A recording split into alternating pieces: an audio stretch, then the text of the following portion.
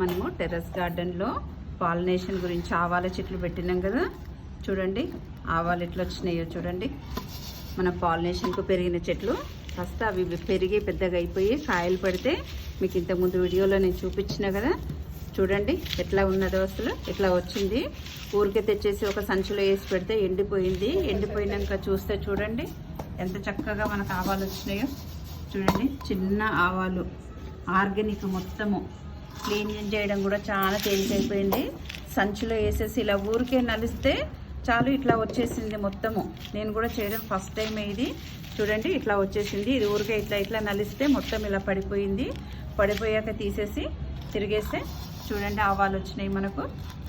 మనము టెర్రస్ గార్డెన్లో పాలినేషన్ గురించి పెంచుకున్న చెట్లతోనే చూడండి ఆవాలు కూడా ఈజీగా పండించుకోవచ్చు మన టెర్రస్ గార్డెన్లో ఓపిక ఉన్న వాళ్ళందరూ.